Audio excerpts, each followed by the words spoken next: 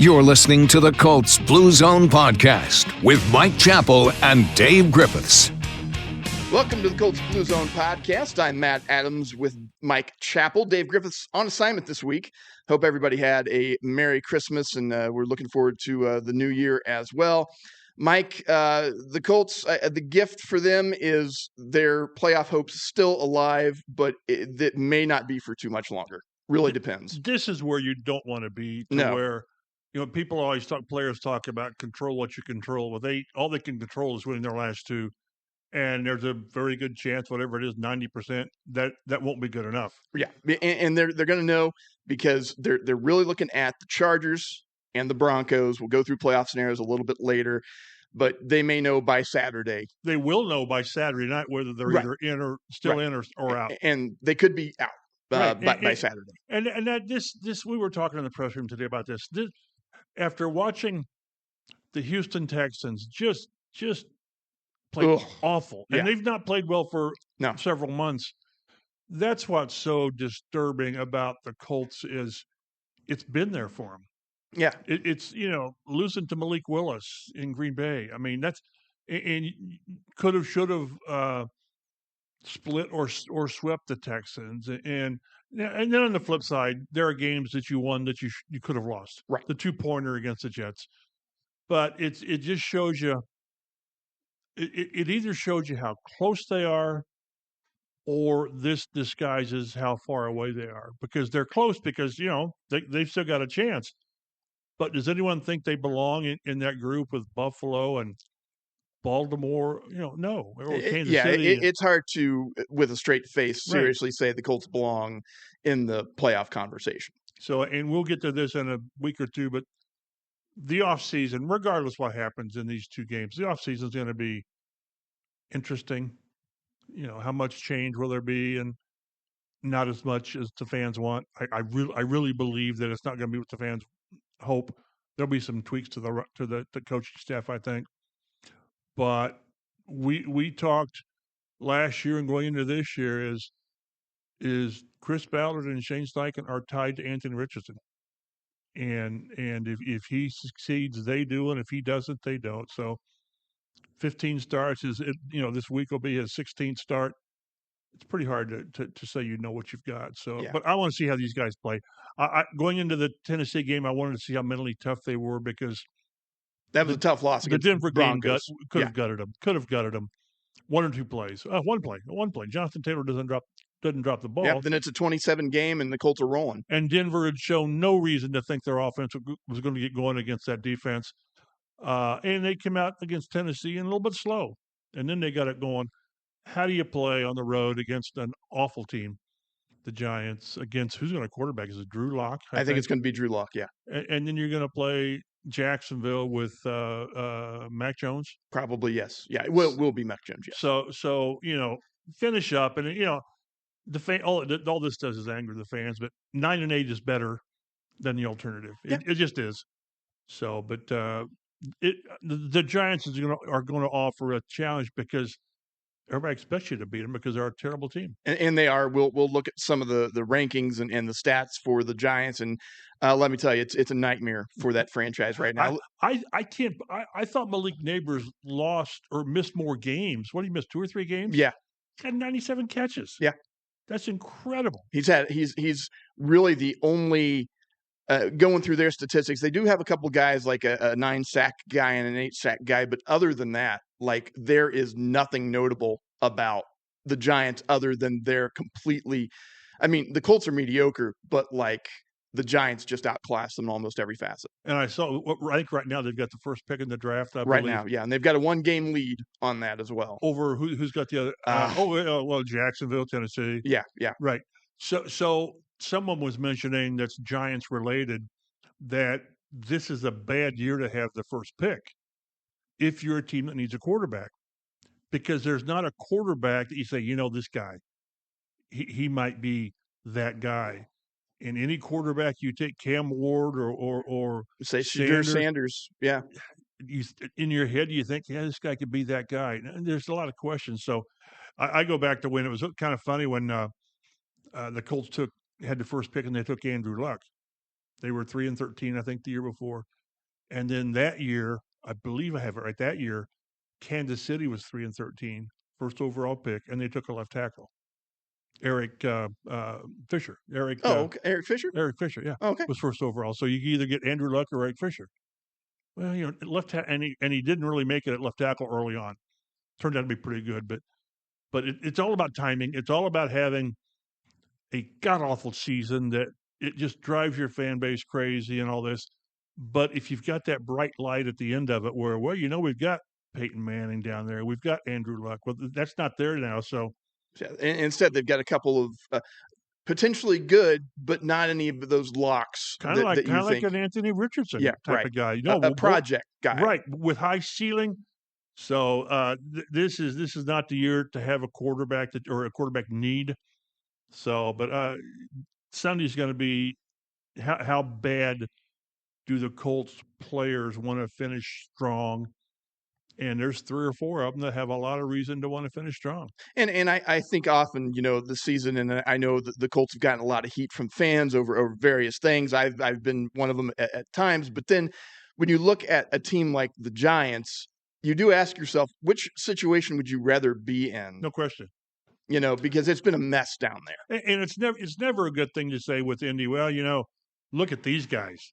Well, that's hard consolation when you've got 5 or 6 or 7 teams that are in really, really worse shape.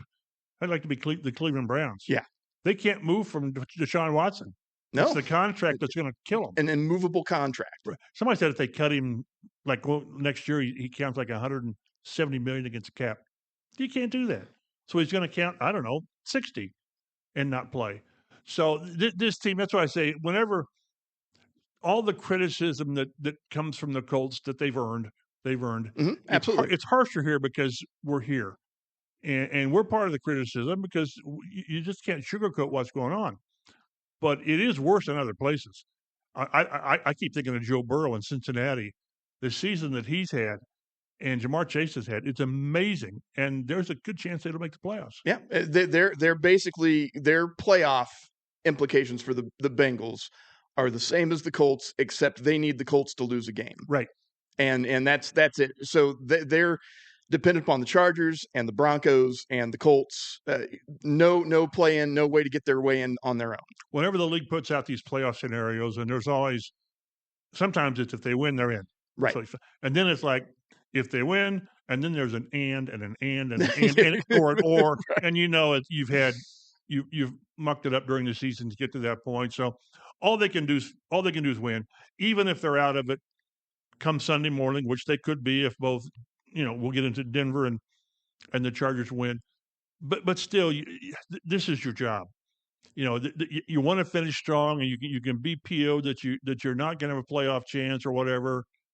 But this is still your job. You're being paid very well to finish your job. The old, you sign up for 17 type of things. And again, there are players who have things individually to play for. Zaire Franklin leading the league in tackles. That's a big deal. It is. Jonathan Taylor could have another. Could he get to 1,400 or 1,500 yards? Maybe. And Josh Downs and all that. So, and again, the quarterback he has 2 more games to play, and the quarterback needs to play. I can go back to when we were talking in July and August about the most important thing of this season is to find out at the end of the season what you have at quarterback.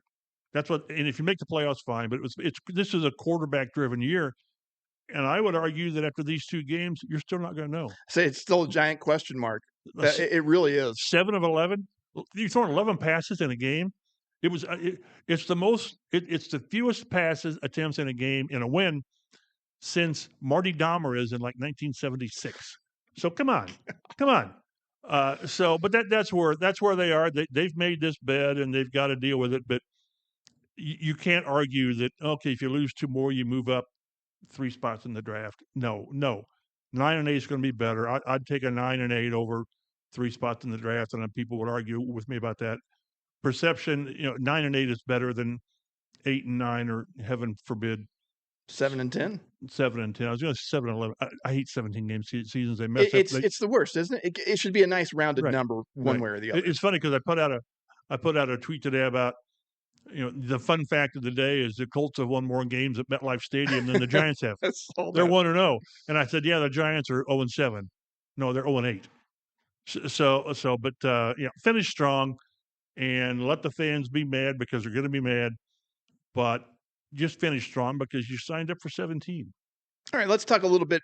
We won't discuss it for too long, but let's talk a little bit about the Colts and their 38-30 win over the Titans last week. It was a game they needed to win.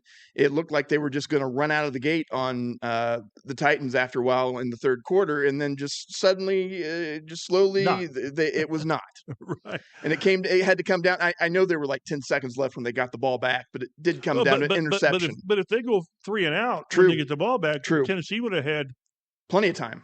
2+ minutes and a couple timeouts, and you just know they would have tied it up. Absolutely. Or they would have been going for 2 anyway. Yeah, and they would have gone down because they had gone down their last few possessions. They'd gone downfield. They'd gotten the 2-point conversion. They made it a 1-score game, and not one that you thought you were going to have to sweat it out at any point in that game. I have tried my hardest to defend the defense. I have, because there's been 3 or 4 games that they kept it winnable. Right. They just did. They did. You're absolutely right. The Packer game, as bad as they got run on, it was what was it, 16-10? Yeah, 16-10. They forced some turnovers in some key situations. But this one, it was 38-7, I think. Yeah. And then they just didn't make a play. No, bad tackling, soft coverage, very little aggression. Just kind of felt like Titans could do whatever they wanted. And, at some point as well, on the offensive side of the ball, the Colts, and we've seen this, they have that tendency to just kind of go into this offensive coma where it's 3-and-out punt, 3-and-out punt. Well, one thing, not to defend Shane Steichen, but you're up 38-7 in the third quarter after Taylor's run. And then Taylor didn't do much, at least in that third quarter. They took him out and they put the other guys in. And I understood that. Can you imagine if he put him back out there when it's 38-7 and the next play? Yeah, sprains his ankle. And then he misses the last 2 games. So I understand that, but you would like to think that your defense can protect a 38-7 lead. And I'm telling you, I wasn't the only one believing. I remember 33-0. Right. Yep. That you blew. So, I'd like to see the defense finish better, obviously. But, boy, the offense, I joked about the 11 pass attempts. When you're running the ball for 335, and I realized, people, I put out there, Jonathan Taylor was at 218 and 3 touchdowns and the 2 long runs. And then social media, all they want to say is, if he just held on to the ball at Denver, yes, I understand that. But that doesn't diminish the game he had. No, and I think it was important that Taylor had a game like that because what happened against Denver is a thing that could have crushed a team. It will be with him for a long time. Yes, people are going to talk about that a long time. And he came out and he gave as good of an effort as you could have gotten from a player, and that's what you want to see. He didn't just kind of go through the motions and go into a coma and not play. And then he was criticized for on the first long run. He put both arms around the ball and ran through the tunnel. Well, isn't that what you want him to do? Right. I thought it was okay. I had no problem with it. Yeah. They made a little bit of a skit out of it. That's fine. But I don't want people to diminish 335. That's a lot of rushing yards, man. Ever by this team. And this team's had some really, really good teams, some great running backs. This goes back to, I think it was the previous best yards was like 318 in like 1958 or 56, whatever it was. I mean, but the Baltimore Colts had some pretty good teams. Right. And that's when the run game was the focus. That's when you ran the ball. Right. So you can be as angry as you want, and you should be with how this season has gone. But don't diminish when they go out there and they have a historic 50 attempts. That's why they threw 11 passes. First of all, Richardson started awful. The first one he threw in the dirt to Mo Ali Cox, and then he airmailed one, and then a few times later he had the interception. But when you're running the ball like that, you're not going to throw it just for the heck of it. You're going to just keep running it until they can stop it. And, one of those things, and it's a totality of the body of work as well. But when they did need a play to force the Titans to burn some time, get rid of those timeouts, pick up a first down, he did find Pittman on a big play. And it's not just that one play makes everything better, but that's what's so frustrating about it, is we see flashes of things that are good, but it's then compounded by the things that we see that are not.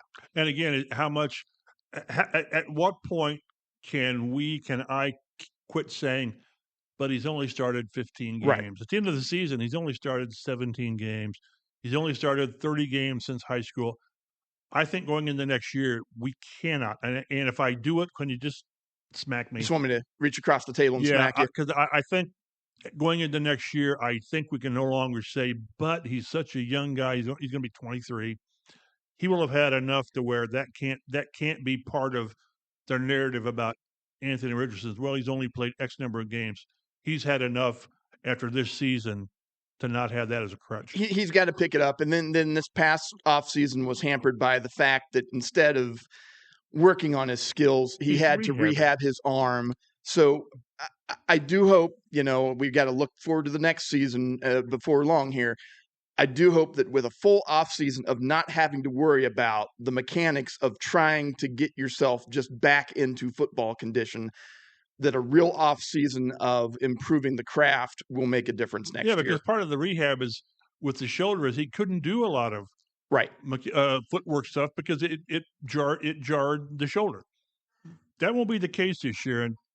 And again, he was benched in large part because of his lack of commitment. I don't know, level of commitment, whatever it was. That can't be the case now. No. Take your 3 weeks off or whatever you take off at the end of the season. And I would like to see him go. Tom House, I don't know. Yeah, absolutely. That was one of my first thoughts. Those guys out there those guys, whoever it is, and really work on those. Have the Colts work with that guy. This is what we want. This is what we need, because we still see way too many passes where the footwork's not there. He's throwing off the back foot, whatever. So there will be no, barring an injury these last 2 games, there will be nothing to keep him from really focusing this offseason on the mechanics of playing the position. All right. Should also note that Jonathan Taylor was the AFC Offensive Player of the Week for that performance. 3 touchdowns, 218 yards, I think, for Taylor in that game. 65 and 70 touchdowns. Yep. And then before we get into the news and notes on this week, you want to talk a little bit about Hall of Fame coming up. It kind of gets lost, but I'm a member of the selection committee. We're the release. We've cut the modern era candidates to 25. That gets cut to the 15, the final 15. It's announced Saturday at 10 o'clock in the morning. Okay. And I certainly expect Reggie for a 6th or 7th year I lose count, which tells you it's been too long for him. Too long. And a really, really good chance for Adam Vinatieri to make it. I was talking with Adam on the phone today about it. Robert Mathis made the final 25. I don't know that he gets enough support for 15. And then we meet in mid-January to select the class of 2025. I hope to goodness that Reggie makes it. I really think Vinny makes it. Although it's funny. Another selector told me, he's a kicker. Also, the best ever to do his job. Right. And if that's not criteria for being the selection, I don't know what is. I think he's a guy, and I'll be one of the guys, if he's one of the 15, that will stand up and endorse him. But part of it, the main thing is going to be is if I'm talking about any other player at any other position, I say Adam Vinatieri and I sit down, as you do with Peyton Manning and Tom Brady and all these guys, because Super Bowls and most points ever and the 2 game-winning kicks in Super Bowls, any other player at any other position, you'd say, sit down, we get it. He's a Hall of Famer. The 100-year decade or the 100-year anniversary team and all this. So, but really curious how it's going to go.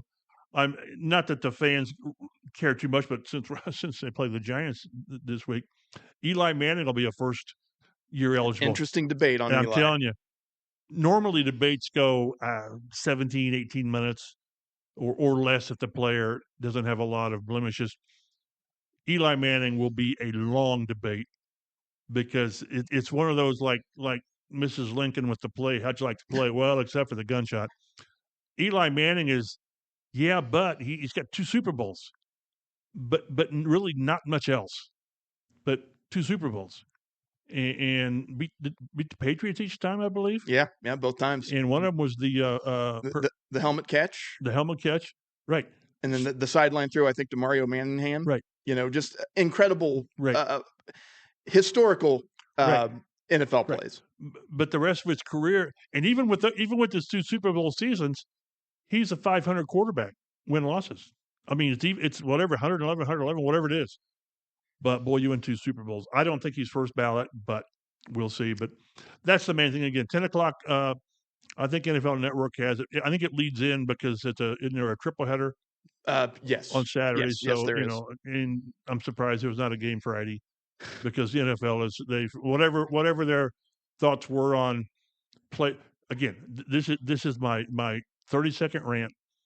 Whenever the NFL talks about player safety, just laugh at them. At a level they have it, yes, I understand that, but you don't have teams play like 3 games in 11 days. I think Baltimore played that. Yep. And they won them all. Don't tell me that player safety is your overriding factor. It's not. It's exposure. So that's and they gifted us with such great football games on Christmas yesterday too. 31. It was a scoregami, wasn't it? I would hope. I probably. I would. Whenever imagine you get a 2, every preceding score is going to be a scoregami. It would have to be, right? Because that's just not a thing that happens very often. They were awful. They were just awful, and the Colts was right there for them. And it's 2 years in a row. They should have won the AFC South. Yeah, it's gonna. Yeah, and the Texans have not. Last year they were the darlings of the league. And now people scratch their head. They're thinking they're going to be like IU and SMU. What the heck are they doing in the playoffs? Yeah, right. Yeah. Well, they won their division thanks mostly to the Colts. Home game. Home game. Yep. All right. Some news and notes. The Colts did not practice on Wednesday. Now, my understanding is they practiced on Tuesday instead this week, but they were not required to file an injury report for Tuesday's practice, according to the Colts website. But they put an injury report out for yesterday, which would have been a walkthrough had they practiced, but there was no walkthrough. So take that with a grain of salt. Well, the only thing is the Colts are pretty good about they listed Richardson as did not participate. Right, yes. That tells you something in my mind. Yeah, it does. It does. They had a few guys that didn't practice yesterday or wouldn't have practiced if they had a walkthrough. Mo Alley-Cox, Jalen Carlisle, Richardson with a back and a foot issue, and then E.J. Speed would have missed practice or the walkthrough yesterday. Guys that would have been in, Juju Brent's knee, he still's not been activated from the IR. But he was full. But he was full, which kind of indicates to me that he's going to be activated. Probably procedurally, that's going to happen probably sometime soon. They'll make us do something on Saturday afternoon. They do. They always do that. Alec Pierce progressing from the concussion protocol. He would have been in full practice. Jalen Jones, who left the game against the Titans with some sort of throat injury that I'm not real clear exactly what happened there. He would have been back. Quentin Nelson with an ankle injury would have been back. And then Michael Pittman Jr., who's been, of course, on the injury report all week, would have been a full go at practice yesterday as well. Also, just from James Boyd and also Joel Erickson from today, AR, it appears he's watching practice today. Oh boy, okay. So Flacco's taking some reps. So I think it was a shoulder and something else with him. It said foot and back is what they had listed on the report. So we'll see how that goes. And short weeks and all that. I know he was sore after the game, coming out of the game, so we'll see how that goes. And then a couple things from the practice squad. The Colts signed Antonio Maffey, who's a guard, and then safety Michael Tutsi, who's kind of been one of their players that has been sniffing that practice squad role on and off for the past couple of seasons. And they signed Glowinski to the active roster. Oh, so Glowinski's back on the active roster. Which they really had to, because you get 3 games. So you only get to do it a few times. And after 3 games, you've got to sign him for the active roster or let him go. So he's because he'd been a practice squad elevation for the last few games. Correct. And now he's on the active roster. Correct. Signed to the active roster. Correct. If I find something while we're talking about practice today, I'll interrupt. But go right ahead. Let's talk about the playoff scenarios right now for the Colts. If the playoffs started today, they would be out. Their hopes are the Chargers lose out, which is not a great proposition. They're at the Patriots and at the Raiders to finish their season. The Colts, regardless of any of these scenarios, the Colts have got to win every single the rest of their 2 games against the Giants and the Jaguars. If the Broncos lose out, the Colts win out, and the Bengals or Dolphins finish 9-8. then the Colts are also in. The Broncos have a possibility there. The Broncos are probably the Colts' best chance because they've got to play the Bengals this week on Saturday. The Bengals obviously need to win to get into the playoffs. And they're going to score 35. Right, and they're going to score a lot of points. And then what kind of hurts the Colts a little bit is the Chiefs winning this week on Saturday or on Christmas. They don't really have anything now to play for in their last week when they play the Broncos. And so the Colts' playoff hopes could be in the hands of Carson Wentz, the backup quarterback of the Chiefs, which is Mr. Wentz. The name that I normally don't say. We don't usually say it on the podcast, as you well know, an inside joke. Would that be something? That would be something. One way or the other. That he goes out and wins and you get in, or he goes out there and just plays like... He just starts taking a knee as soon as... But again, we default to the same thing. You put yourself in this spot, and this is what you get. Absolutely. And then that's why that collapse against Denver was just so monumental, because you would be looking at completely different scenarios here. The Colts would pretty much be able to win and get in type of scenarios if they won out the rest of the season. That's not the case now. They have to rely on other teams. And then they do not want a scenario in which the Broncos finish with the same record as the Colts, but right, nobody else does, and no one else is. It's going to be multiple teams because it has to be that would be a head-to-head tiebreaker. The Broncos would have that because one. Miami could be that third team as well. Right, Miami could be that third team, and then the Colts have a head. Well, it wouldn't matter. It goes to conference record, right? And it would go to conference record, right? And the Colts would have that. So if it's 2 or 3, it's got to be 3 or more teams for the final spot, and the Colts could get in if it's all 9 and 8. Now, by that same token, if the Chargers win this weekend and the Broncos win this weekend, the Colts can kiss their playoff hopes goodbye, because those teams would then have 10 wins. There's no way possible for the Colts to get 10 wins. It's done. They're eliminated.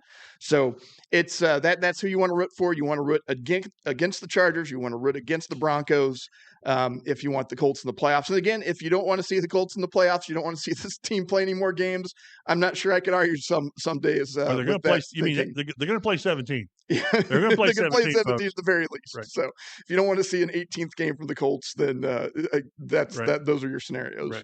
All right, let's look at this week's opponent, the New York Giants. They are 2-13 at the bottom of the NFC East. They have lost 10 straight games, and as Mike has noted, they've not won a home game this season, while the Colts have won at the stadium where they play, MetLife Stadium, when they beat the Jets a few weeks ago. Late touchdown and a 2-point conversion. The Giants currently hold the top pick for next year's NFL draft, as we discussed earlier in the podcast.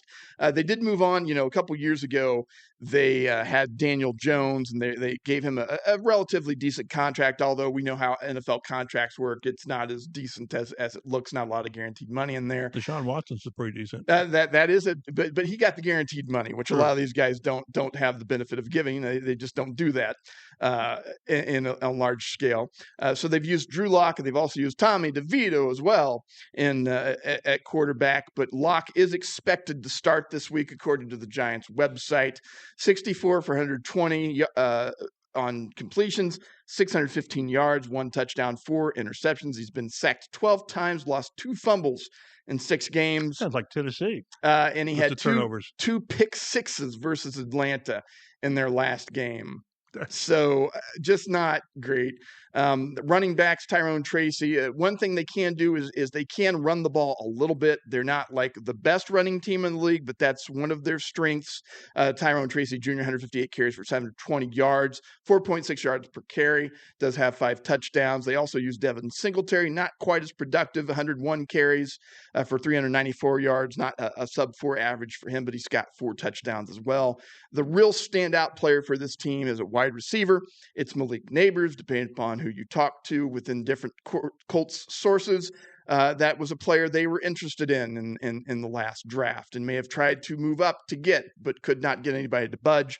He's missed a couple of games with a concussion, but he's had 97 catches this season, 969 yards, 4 touchdowns, 12 catches of 20-plus yards. He's about the only good thing that the Giants have going. Those are amazing numbers considering their quarterback situation. Who's been throwing him the ball? Right. You've Daniel Jones, who they decided to part ways with. Then you've got Tommy DeVito, and you've got Drew Lock throwing the ball to this guy. He missed a couple of games this year, and he's still going to have a 1,000-yard receiving 100 catches, and 100 catches this year. So they've got Wan'Dale Robinson, 78 catches, 585 yards. Not a very good average yards per catch for him. It's like 7.5 yards. Darius Slayton, 38 catches, 541 yards, touchdown.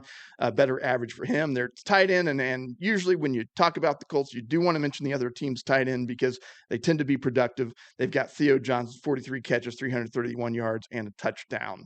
On the defensive side of the ball, Micah McFadden leads them in tackles with 107, which is a pretty good number there. Tyler Nubin, safety, with 98 yards. And then a familiar name to Colts fans, Bobby Okereke, with 93 tackles. Good player. Good player for the Colts, and he's been productive for the Giants, and so you're going to have to keep an eye on him. For the sacks for the Giants, you've got Dexter Lawrence with 9 and Brian Burns with 8, so at least those guys can get after the passer a little bit there. And again, I think Colts protection has been okay. It gets better when you get healthy with Ryan Kelly, so I look forward to the quarterback, whether it's Richardson or Flacco, having time to do some work. Yeah, they've been pretty good with that this year. And then when you look at the numbers for the Giants, we'll just go through the offense or the offensive rankings first here. They're 32nd in scoring. They're 32nd in total offense. 32 teams in the league. 32 teams in the league. Absolutely. Yeah. So 14 points a game. And the Colts have not been exactly world beaters on the scoreboard, but they're still averaging 21 points a game, and that's 21st in the league. So that's really not that great either. It's in the lower third of the league, but the Giants, very, very bad in total offense and scoring. They don't pass the ball very well. Not that the Colts do too much better. They're 29th. The Giants are. The Colts are 28th. They're both like 185 yards per game in passing. And rushing, the Giants are 21st, which it's not a great number for them, but they do average 4.3 yards per carry, a little over about 170 yards per game. The Colts are 8th in rushing. They went up a couple of spots after this week. 335-yard 335-yard effort will skew your average a little bit there.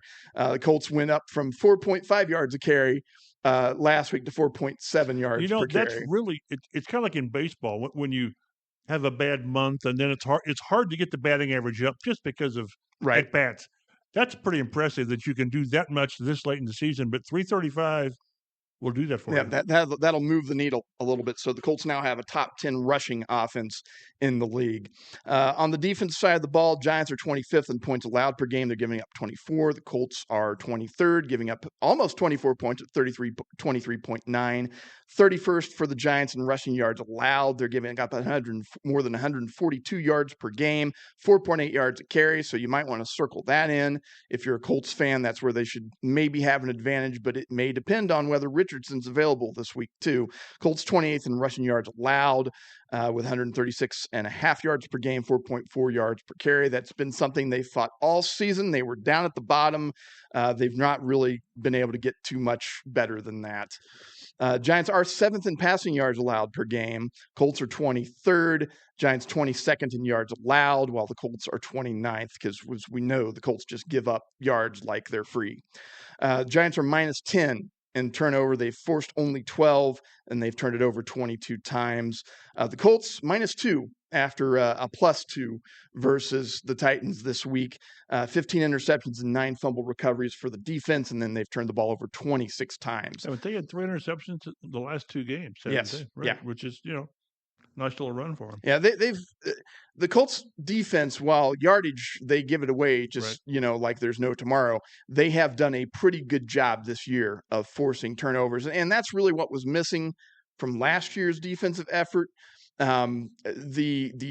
The turnovers were just not there. It felt like, and this season they've turned that around a little bit. You can rely on a strip, a fumble recovery, an interception here and there. The problem is that the offense is also giving the ball away way too often. They had, against Denver, for example, we hate to go back to that game, but the Colts forced 3 turnovers, but they surrendered 5. Right. And they were just all killers. It was JT's, a couple of those fumbles, JT's fumble, and then the one on the A.D. Mitchell trick play that got returned for a touchdown. Just disaster stuff. So they've got to. You keep saying they're going to clean that up, right? But we're almost at the end of the season. 16. What was it that Bill Parcells said? You are what your record says right. you are. Yeah, and the Colts are 7-8, right? And they turn the ball over way too much. Right. Average time of the possession, Colts 31st. They were back down to 32nd last week. They've jumped up a little bit there. Giants are 13th at 30-27, which means that they can hold the ball a little bit here. So as far as this game goes, again, the Giants, just on paper, miserable football team. I don't know. Have you gotten to see have you seen any of their games this year? I saw some early with Daniel Jones. When Daniel Jones played, same here. After that, you just lose total interest. And again, it just shows you that until you get the quarterback right, you've got no chance. Yeah, and this is a team that moved on from Saquon Barkley. Probably a good thing for him, a much better thing for him. He's got a chance to break Eric Dickerson's single-season record. I think it's 2105. And he needs 134 yards a game, 2 games to go. And his last game is against the Giants. Oh, wow. Okay. How would that be? That would be something. He had a chance in the first meeting he went bonkers. And he had a chance to set his individual high. And Sirianni said he wanted to go in. He said, no, let's not. If they get close in the last game, against the Giant, I don't care who it against. You have to. I know you're risking injury. If you got a chance to break Dickerson's record, I just think you do it. Because that's one of those that you look at and you say, "There's no way anybody's ever going to do that." 2105, and I know he'd have an extra game to do it, but still. One thing that I'm always going to like is, as much as I love Edgerrin James, when Jonathan Taylor broke James's single season record, he did it in the 16th game. So he did it in a 16-game season, even though he had another game to go. And he added some more, on top of that. Should mention also Taylor, by virtue of that game he had, he's got an 1,100-yard season now, and that's his first 1,000-yard rushing season since the 21 year. He will end up probably having his 2 best career years statistically in non-playoff years. The fact that he rushed for 1,800 yards and 20-some touchdowns, and they didn't make the playoffs is just mind-boggling. It breaks the heart, man. Well, it's hard to do, doggone it. It is hard to do. But they did it, and it's part of their history now.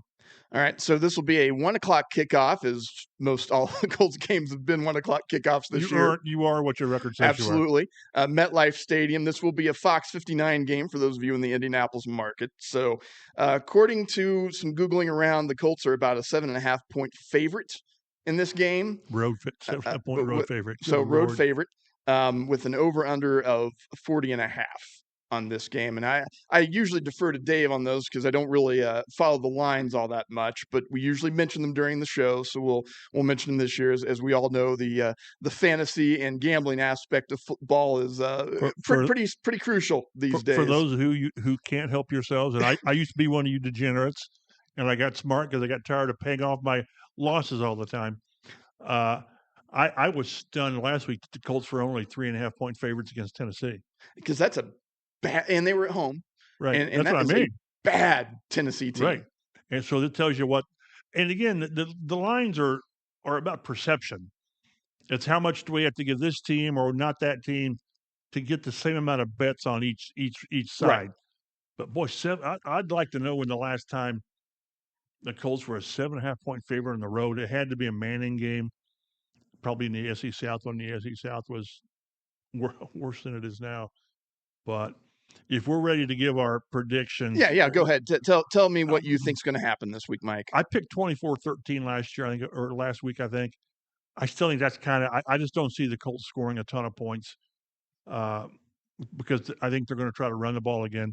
And unless the other team just goes flat, it's going to take some time. I was going to say 24-13 because I don't trust the Colts defense to do much better. 24-13, good guys. I think that the Giants will have a hard time scoring points. They're going to probably turn the ball over, and the Colts have been pretty opportunistic in that way. But at the same token, the Colts, they don't score a lot of points themselves a lot of times. So I'm probably in the same ballpark there. I'm going to go maybe 27-16. Yeah, I just think it's one you find a way to win. You stack this game, move on, and then you look forward to the last game, and then whatever your offseason plans are. And as we mentioned, the Colts will know going into this game whether or not they still have any playoff hopes. It all depends on they need a loss from either the Chargers or the Broncos, and then from there it's kind of wait and see. But if both those teams win on Saturday, then the Colts have nothing to play for but pride. Right, and doggone it, it's your job, and you're paid well for it. So regardless, go out there and play well. But there is a scenario where it won't be a win and get in, but it may be a scenario where they have to win against Jacksonville. But it's home to play the playoffs, to get in the playoffs. At least it's at home against Mac Jones, and probably with your hopes riding on Carson Wentz. Yeah. Oh, the just irony. Not what you necessarily want to know. We should probably send a news crew there just in case. Just in case. Yeah. Just in case. But that'll wrap up this edition of the Colts Blue Zone Podcast. Again, that'll be the Colts at the Giants on Sunday. It's a Fox 59 game in the Indianapolis market. For Mike Chappell and Dave Griffiths, I'm Matt Adams. Thanks for listening.